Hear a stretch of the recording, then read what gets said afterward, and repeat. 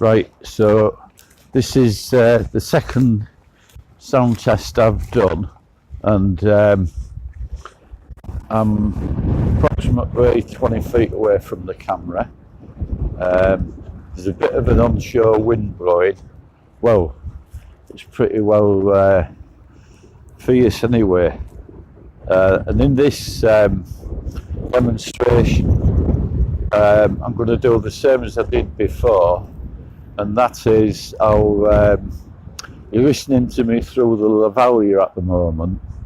I'm going to switch on for 10 seconds of the camera itself, the sound from the camera itself, which I would think is probably inaudible in this wind.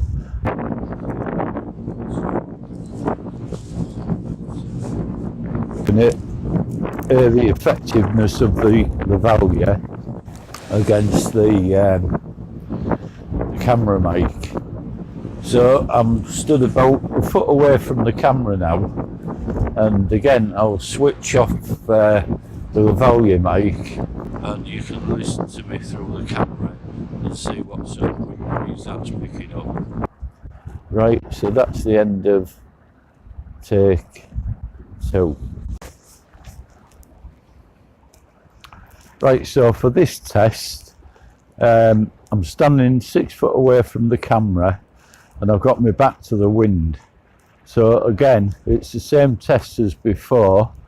It's test against the lavalier mic, which is tucked behind my anorak, and the onboard camera mic. Let's see what change there is in that.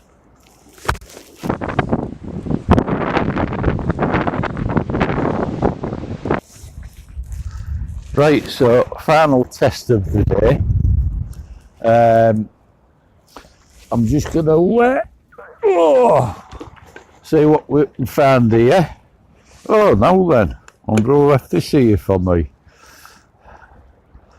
Not like a good brew on your travels. Cheers.